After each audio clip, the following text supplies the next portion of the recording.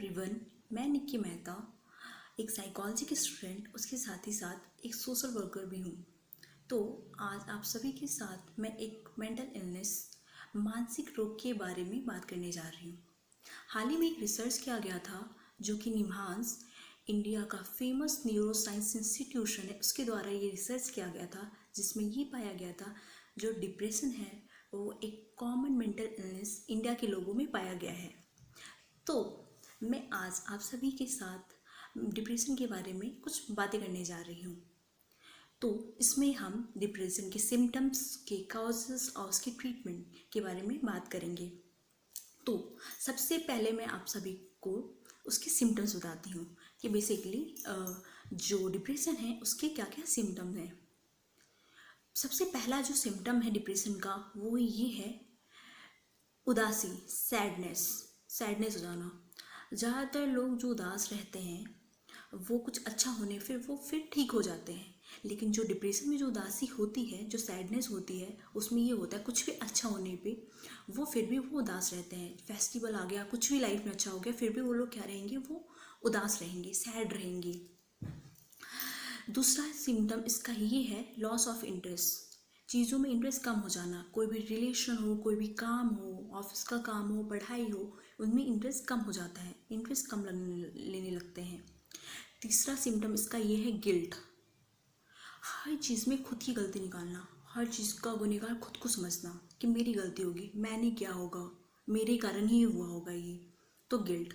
तीसरा सिम्टम इसका गिल्ट है। चौथा सिम्टम इसका ये है फिजिकल इलनेस। लोग जो डिप्रेशन में होते हैं वो खुद बहुत ज़्यादा वीक हो जाते हैं, बहुत ज़्यादा कमज़ोरी महसूस करते हैं। ज़्यादातर वो रेस्ट करते रहते हैं, बहुत ही ज़्यादा कमज़ोरी महसूस करेंगे इसमें। जो पांचवा सिम्टम इसका ये है लॉस ऑफ कंसंट्रेशन, ध्यान ना लगना किसी चीज़ में, फोकस ना दे पाना, चाहे वो पढ़ाई हो, चाहे वो ऑफिस का काम हो, कोई भी काम हो, कोई भी चीज़ हो, उसमें वो पूरी तरीके से अपना कंसंट्रेशन नहीं लगा पाते। जो छठा सिम्टम है इसका ये है भूख कम लगना। ज़्यादातर केसेस में तो ये देखा गया है कि जो डिप्रेशन में होते हैं, जो डिप्रेशन में कोई व्यक्ति होता है, उसको भूख कम लगता है, जिसके कारण वेट कम होने लगता है। दिन पर दिन उसकी वेट में लॉसेस आने लगती हैं, कमी आने लगती है। लेकिन कुछ केसेस में ये भी देखा गया है जो डिप्रेशन के जो पेशेंट होते हैं उनमें क्या होता है, उन्हें भूख ज़्यादा लगती है, जिसके कारण उनका दिन पर दिन वेट क्या होता है, बढ़ते जाता है। जो अगला सिम्टम उसका ये है कि नींद में दिक्कत आना, सोने में दिक्कत आना, या तो नींद कम आने लगती है उन्हें। क्या होता है कि नींद बहुत कम आती है उन्हें, सोने में बहुत तकलीफ होती है, वो बेड पे 2-2 घंटे पड़े रहते हैं सोने के लिए, लेकिन उन्हें नींद नहीं आती। या तो उन्हें नींद आती भी है तो बहुत धीरे कम आती, टूट टूट कर सो गए फिर उठ गए, फिर सो गए फिर उठ गए।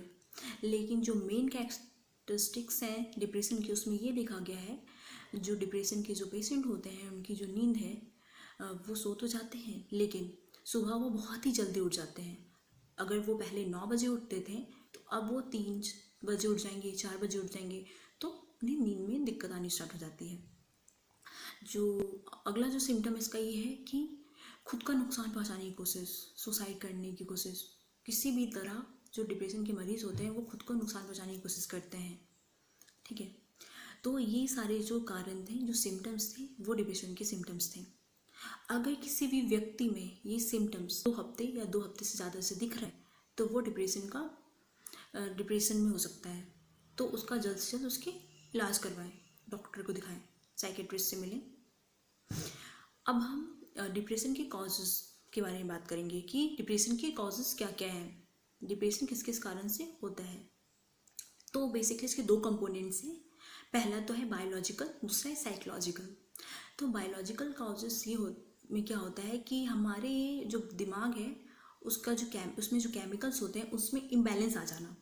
तो बेसिकली 3 तरह के केमिकल हमारे दिमाग में पाए गए हैं।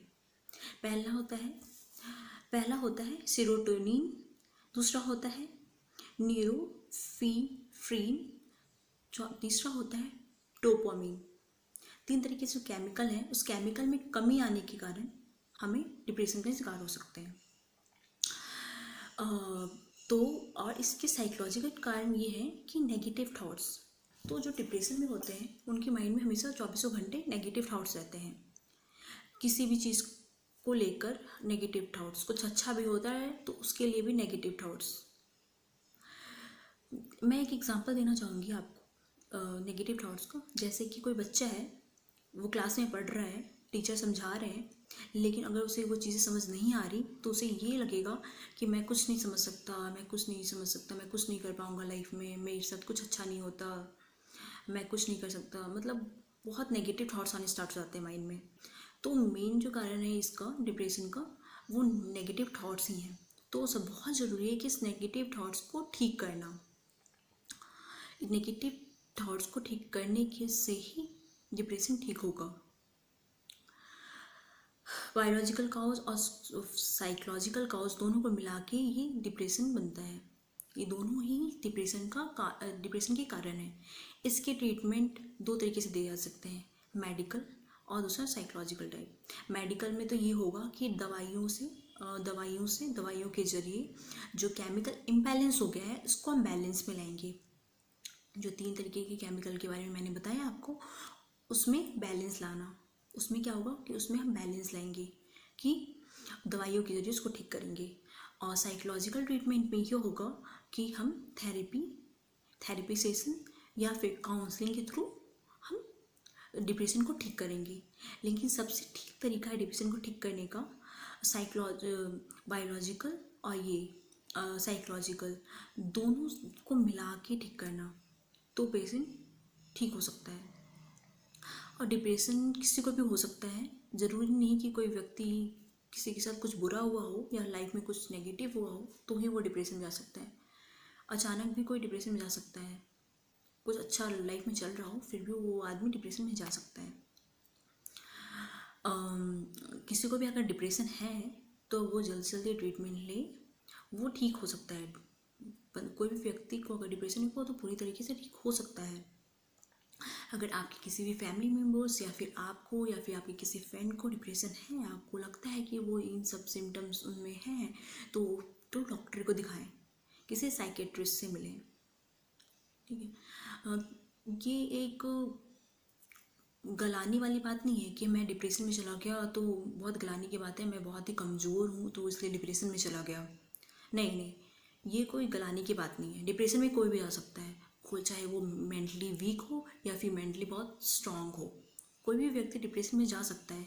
ज़रूरी है इसका टाइम पे इलाज हो, टाइम पे इसकी ट्रीटमेंट दी जाए। उम्मीद करती हूँ आपको अच्छा लगा होगा ये वीडियो और मेरी बातें आपको समझ में आई होंगी। अगर आपको लगता है कि कोई भी व्यक्ति डिप्रेशन में है या फिर आप खुद हो तो जल्द से जल्द इसकी ट्रीटमेंट लें। Thank you.